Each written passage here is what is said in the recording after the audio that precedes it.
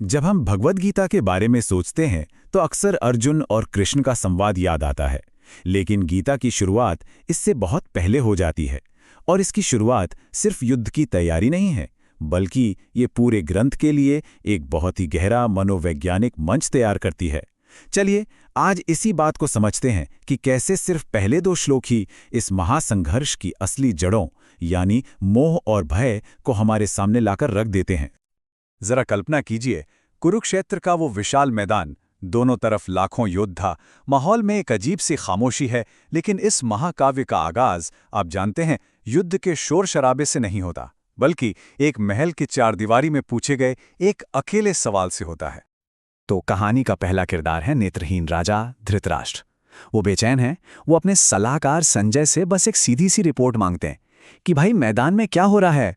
और उनका यही साधारण सा दिखने वाला सवाल असल में पूरी गीता का मंच तैयार कर देता है। अच्छा, अब सवाल उठता है कि संजय को ये सब पता कैसे है? वो तो महल में हैं। दरअसल उन्हें महर्षि व्यास से एक अद्भुत शक्ति मिली हुई थी, जिसे कहते हैं दिव्य दृष्टि। इसी शक्ति की वजह से वो मीलों दूर बैठकर भी युद्ध का आंखों देखा हाल सुना सकते थे। तो ये पूरी कहानी हम तक संजय के नजरिए से ही पहुंचती है। और गजब की बात यह है कि गीता के जो सबसे पहले शब्द है ना, वही इस पूरे संघर्ष की मनोवैज्ञानिक गांठ खोल देते हैं। धृतराष्ट्र का सवाल महज एक सवाल नहीं है, ये उनके मन का आईना है। ये है गीता का पहला श्लोक। धृतराष्ट्र पूछते हैं, हे संजय, धर्मभूमि कुरुक्षेत्र में युद्ध की इच्छा से इकट्ठे हुए मेरे पुत्रों ने और पांडु के पुत्रों ने क्या किया? अब इस सवाल में जानने की इच्छा से कहीं ज्यादा एक गहरी चिंता छिपी है।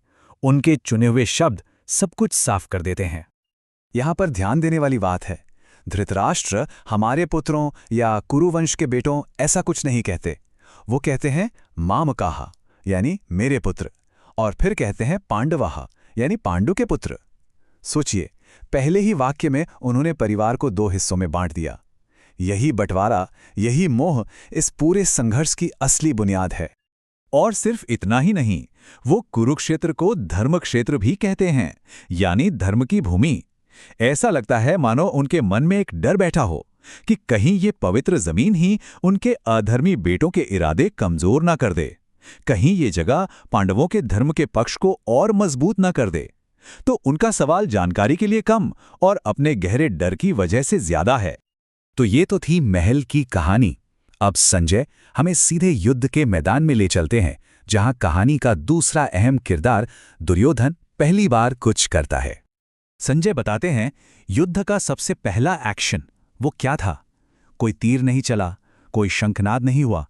सबसे पहले दुर्योधन ने पांडवों की सेना को देखा, बस देखा। और उस एक नजर का नतीजा क्या निकला? देखिए, दुर्योधन को पांडव सेना की संख्या देखकर डर नहीं लगा। उसे डराया उनकी व्यूह रचना ने, उनकी मिलिट्री फॉर्मेशन ने। वो इतनी सटीक और अनुशासित थी कि उसे देखते ही दुर्योधन का आत्मविश्वास हिल गया। मतलब ये डर संख्या का नहीं, कुशलता और रणनीति का था।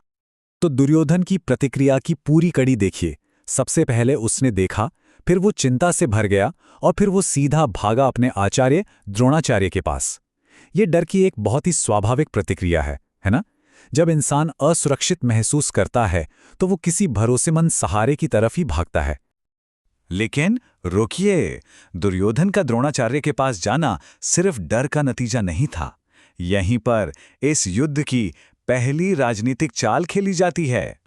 एक सवाल यहां जरूर उठता है, सेना के सुप्रीम कमांडर तो पितामह भीष्म थे, तो दुर्योधन सीधा उनके पास क्यों नहीं गया?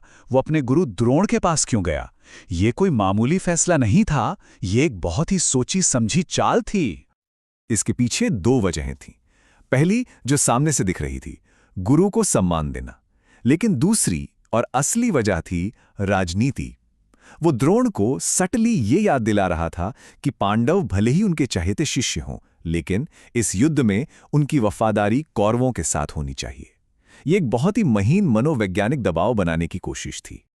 मतलब साफ है, मैदान पर पहला तीर चलने से बहुत पहले दुर्योधन ने दिमागी और राजनीतिक जंग शुरू कर दी थी। यह इस युद्ध का पहला राजनीतिक कदम था।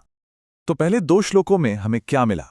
एक तरफ महल में बैठे राजा धृतराष्ट्र का अपने बेटों के लिए अंधा मोह, और दूसरी तरफ मैदान में खड़े दुर्योधन का पांडवों की काबिलियत देखकर पैदा हुआ डर, मोह और भय।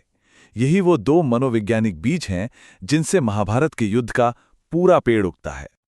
तो आखिर में ये सोचने वाली बात है कि अगर गीता की शुरुआत ही ये बता देती है कि असली लड़ाई मैदान पर नहीं बल्कि मन के अंदर लड़ी जाती है, मोह और भय के खिलाफ, तो क्या इसका मतलब ये है कि आगे का पूरा संवाद सिर्फ अर्जुन के लिए नहीं बल्कि हर उस इंसान के लिए है जो अपने अंदर की लड़ाई लड़ रहा है?